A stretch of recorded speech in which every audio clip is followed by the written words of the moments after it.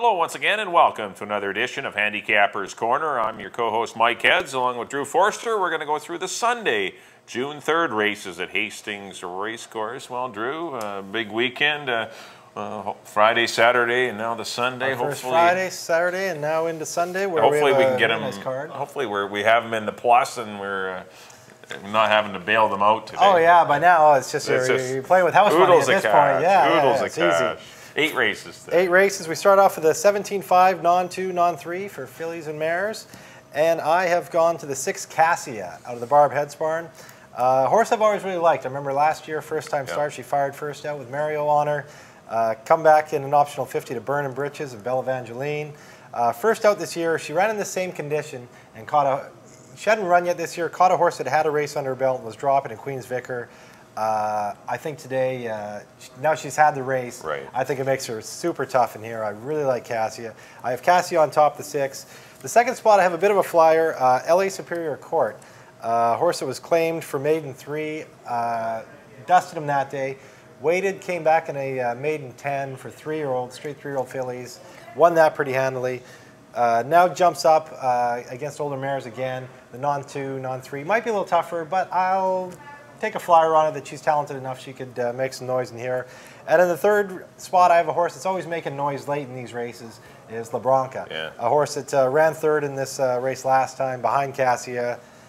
I have her in third spot, but I think Cassia is the standout here. I like Cassia as well. A little concerned. There's some newcomers in here that are all coming off wins. Wins. LA Superior Court has 2 wins in a row, but one did get taken away for a Lasix violation.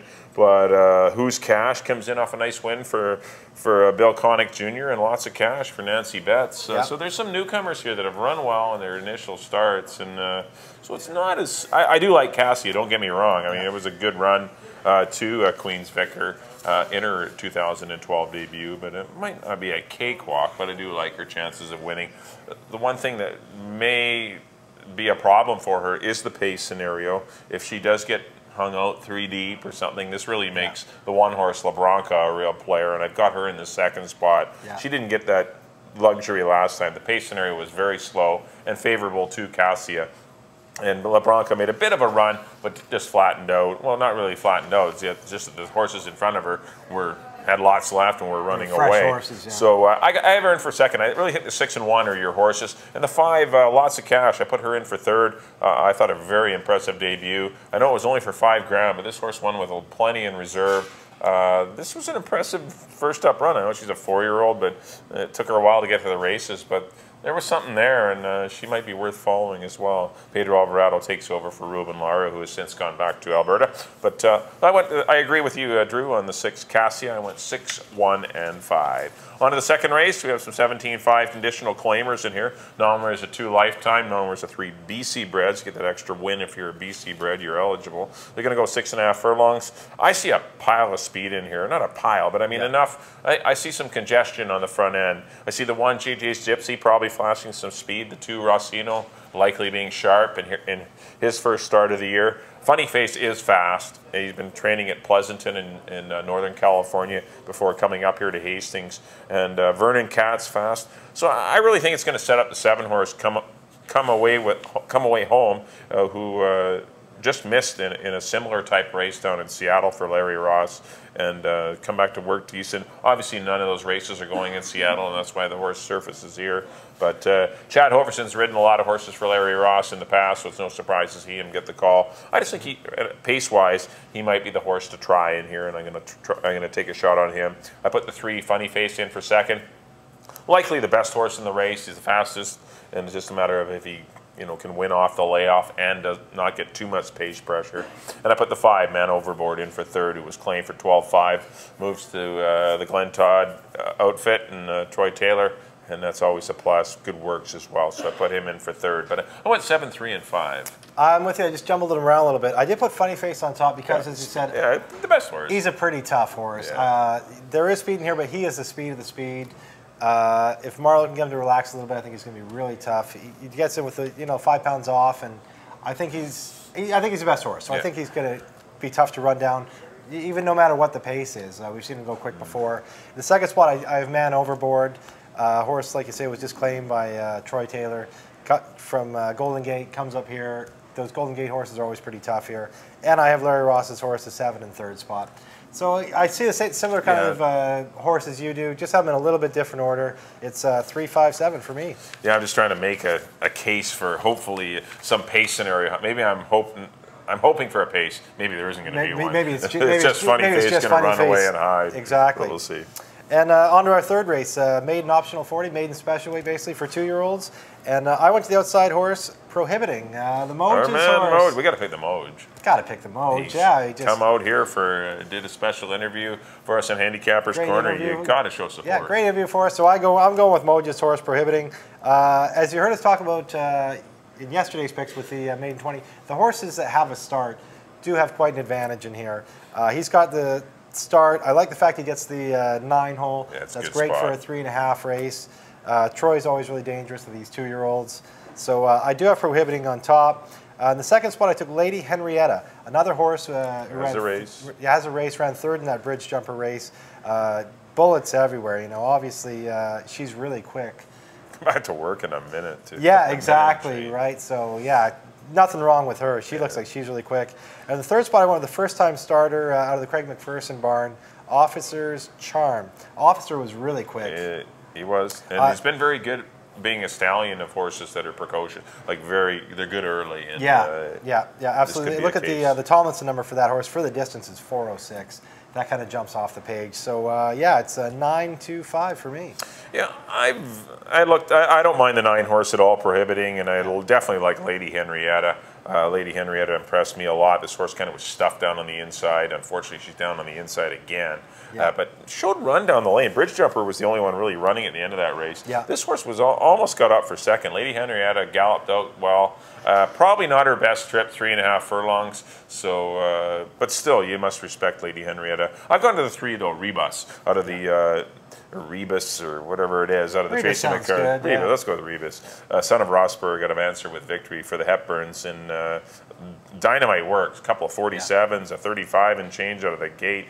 I mean, this horse looks like to be lighting it up, and Enrique Gonzalez is now the first call rider for Tracy McCarthy after that big win with Overvalued. And he takes off of the 2, Lady Henrietta to ride it. Yeah, that's a great point, and that's why I did lean to this horse, Rebus.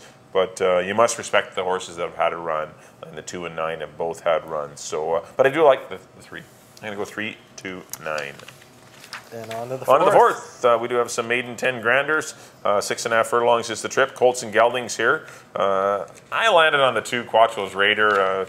You know, an obvious selection. A horse that ran second for 20. He's in for 10. Probably not going to get Why wouldn't you pick him for 10? Yeah. And, you know, he got beat by Canucks Roar, who came back. Yeah, he kind of struggled in his next race, but still he was put in a pretty tough spot. But Quattro's Raider, Fernando Perez should be pretty alive in here. 2 works since the race. I put the 7-horse Chapel Boy. Another one's had a lot, or this one's had a lot of chances, and we'll see if he can finally break through with a win. Did run into Ice Rules, who came back to win out of that race as well. Yeah. And I put the 4-horse Reckoning, another Harold Barabee runner, in for 3rd, dropping from maiden 30 down here for the 10. We'll appreciate the class relief, good work, and that was enough for me to slide her in for 3rd. But I do like 2 Quattro's Raider. I went 2, 7, and 4. Not a race I was in love with, because there's not a. You know, I guess Quattro's Raider on paper, on the numbers, is going to crush him though. Yeah, I agree with you. Quattro's Raider looks really tough in here. I thought he would be tough back in for 20. The 20 didn't go, so he ends up here in here for 10. Yeah, it looks like a standout to me, so I can't go against him. You know, you always try and make a case for a horse. It's maybe going to be a little bit better price, but I keep coming back to Quattro's Raider. I think he's going to be really tough in here, so I have him. The second spot I went with Packle. Horse of Craig McPherson's first-time starter. Craig Firsters this weekend. Yeah, That's good. I'm all over Craig's Firsters. He's due to heat up, too. He's had a good start, but still, he can get on a roll, Craig. Yeah, he's always really tough, and he, like you said, he hasn't exactly been setting the world on fire. They've been running good and you know, winning here and there, but you know he's really going to get going. He attracts Amadeo Perez to a first-time starter. Amadeo might have had some other options in here. He went with Packle, so I'm putting him in my second spot. And in third, I put Chapel Boy, just because he always seems to be. He always hits the board, it seems. He's second or third. Yeah, he's always second or third every time. So I liked him. I also was going to put in, thought about Soul of Mine, first time starter, Barb Head's the perfect soul. I like that too. Couldn't really decide. I went with Cowboy just because he's obviously more seasoned. Yeah, no, he's he's run well. He just keeps hooking into horses that are running. Like and horses that come back and win again. And it's like, that's bad luck when you keep running in them kind of horses. But definitely a horse that can win is Chapel Boy, but I know we're both leaning to Quattrill's Raider. On to the fifth. The fifth race. Maiden 5,000 for 3 and up. Going 1 mile and a 16th. Long one here. And I've gone with the 8 Regal Honor out of the Terry Clyde barn. A horse that was running for Maiden 10 and not disgracing himself. And running into a decent horse like Notice Sal, Friar Tuck. Yep. Now he drops in for 5. Going long gets Alex Marty. Gets 7-pound bug. Was well backed in that last race in that Maiden 10. Was 360. So a horse that I think we haven't seen the best of yet. Right. Drops in for Maiden 5. I think that makes him right in the thick of this. The second race, I have a horse, Puna Point, that ran well first time out. Ran really well first time out. Didn't really run most of the race. Just kind of lagged at the back, kind of galloped along, and then when asked, was absolutely like a rocket. Should have won it. He wasn't lugging in. He had to really. He was laying in on horses. Having trouble really getting him to run down the lane and just missed. Yeah. I thought actually from where I was watching the race, I thought he'd won. So going long, I think he can kind of have a similar kind of trip, just kind of relax at the, near the back, let him kind of plod along, and if he makes that one run, he's going to be tough to hold off in the stretch. And in the third spot, I have a horse who's already has a long one under his belt, Country Cash. Ran second in that race, beat 3 lengths. Red Hot Amadeo Perez replaces Tyler Walker. I think that puts him right into the thick of it. Yeah, I had a lot of trouble with it. This is a race where you could come up. Go a lot of different ways. Wow. Yeah. I mean, I don't mind your selection on Regal Honor. It's actually a good pick, and at least it's dropping, has some speed. The way I saw this race having a lot of speed in it, and I want a back runner. Anytime you find a horse race going along with 10 horses and 4 or 5 of them might have the same running style, wanting to go. Then you want to try and shop for something that might be a little bit off the pace. And I'm going to try the 4-horse Eagle Eyes. I'm going to give this horse another shot. Didn't run all that well first time out going along, but it was just his second start at Hastings. He had no works between his second and third starts, and may have been empty. It was a real dusty first. It was a first race. The track was a dust bowl. Usually water. 1 o'clock, 2 o'clock in Vancouver. For those of you who are not familiar with the area, it's usually kind of the high point of the day for sunshine. And if you water the track at 1:30, by 2 o'clock it's pretty bone dry. Yeah. And it was just a dusty track. I don't know if he'd like that track. He's going to get moisture this weekend. Absolutely, yes. And I just think he's going to be better. I don't think we saw the best Eagle Eyes. That's not the race he ran last time. Hopefully it's not the race you're going to see today. So I'm going to give him a shot. I think he gets a good run from in behind the leaders and puts a better race forward than he did. He was one of the favorites last time. Yeah, he was very 70, flat. Yeah. He did not run well, but I'm going to give him another shot. 3-horse Count Green. I'm going to give him a chance. He blew the brake going sprinting. Made some good progress late behind Estonia and Super U. I liked what I saw that day. He might be a horse that runs long. The Damn Chorus Dancer also was at her best, going a little bit farther. And I put the 6 Puna Point, one of your picks, in for third. Definitely impressed with his debut, and I think he's a horse that's got some upside and can improve. But contention here, there's a ton of it. Take lots in this one. Not a strong pick, but I went 4, 3, and 6. There we are, and on to the 6th. On the 6th race, we got some 17.5 conditional claimers going 1 mile and a 16th. Got a field of 8 going to the gate, kicking off your late pick 3. I think the contention is down on the inside with the 1, 2, and 3 horse. Yeah. I mean, they look to have a class edge on the balance of the field. I went to the 2 Silver City Sam.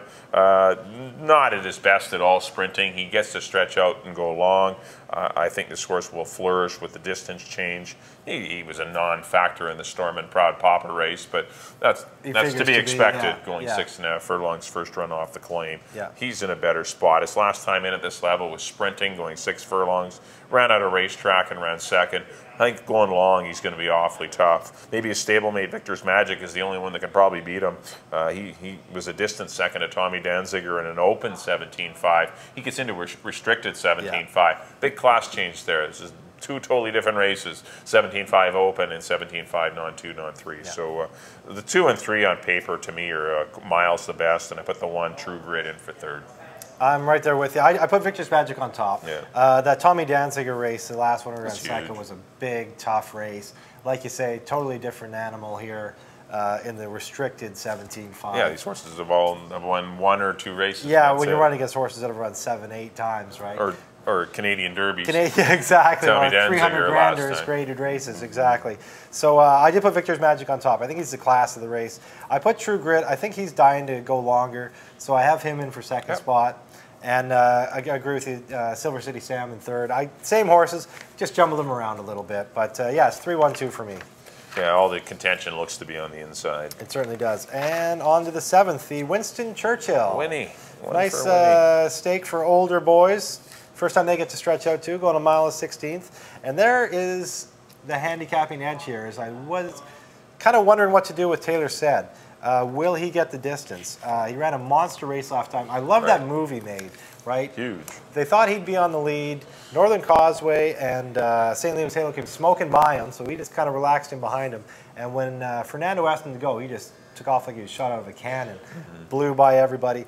The way he relaxed and then ran makes me think that going a distance isn't going to be a problem. His little brother Taylor's deal has proved that he can go long. Pretty good. He's pretty good. He can go long winning the Turf Paradise Derby. So I did take Taylor Said on top. I know this is kind of a coin toss between him and St. Liam, I think. It is. Because St. Liam was more proven at the distance. There's actually, I'd say, kind of 4 horses in here that I think are really legitimate kind of contenders. Northern Causeway's been training really well. He gets Amadeo Perez, so he's probably going to get a little bit different trip this time. I think Amadeo will suit him really good. Senior Rojo's coming into the race really good as well. He's training up to it. He finally gets to stretch his legs and go along again too, which is definitely more his game. I ended up putting Taylor Said on top of St. Liam's Halo and Senior Rojo, so it's 6-7-2 for me. Yeah, it's a good stake. There's some, like you didn't mention Crew Leader, but a horse that has gotten off to kind of a tough start this year, but it's a horse that might flourish going longer. Yeah. But I agree with you with the Troy Taylor runners. I think those are the ones on paper that look the best. I've gone to St. Liam's Halo. I think his run in the Johnny Longden was better than it looks like on paper. I don't really think he wanted to be gunned out of there and ended up kind of fell on the lead in 45 flat. He had to go with Northern Causeway because he had the 10-hole and 11-hole and had to go with him and make sure that Northern Causeway didn't get away to protect Taylor Said. But it was only his first race of the year. Taylor Said's been running. I can see him getting the doors blown off him, but he's come back to work well. He's a horse that does love the distance, and as you mentioned, I think he's the one proven to run long. So I'm going to side with him over Taylor Said. I put Senior Rojo. Also, you mentioned that he wants to go long, and that's the case. Senior Rojo, when he's running third sprinting, that's pretty good. Yeah, you know he's sitting on a good effort going long because he's been training well. He's a cool horse. He's an honest dude that made nothing but money, and he's done very well in the Forster camp. So I went 7-6-2. I went St. Liam's Halo over Taylor Said and Senior Rojo. On to the 8th and final on our Sunday program. Maiden 3 granders. That's some fillies and mares in here. 11 scheduled to go to the gate. 6.5 furlongs. I went to the 3 Victor's Miss. He's had some troubles in the paddock, Victor's Miss, and hopefully she'll get over her little phobias. She has a few of them, but she's hit the board in both of her starts this year. She has speed. That was enough for me. I'll take her on top. Tyler Walker rides for Gary Sates. I put the 7-horse Sisterelle in for second. Horse that had a kind of a tough trip for Rob Van Overshot last time. Had the 9-hole. Was like 3 wide early, 4 wide down the backstretch. This horse kept on running, and I like horses that keep on chasing out wide. Hula Hoop Girl, one off easy, but this horse wasn't disgraced for second, despite having a wide trip. So I think she might be worth following and might get a decent number on her. And I put the 2 Alusha in for third. She's been working well. Her form last season was all right, and got a couple of 101s, followed up by a 47 and change for her 2012 debut. So it is just her first start, though, so that a couple other horses have a little bit of an edge on her. I've gone 3-7-2 to close it out. I went with the 8. I went with Disco Miss, another one that came out of that Hula Hoop Girl race. I think she can maybe turn the tables on Sisterelle now. I like Disco Miss, Marty, Amadeo, again, red hot.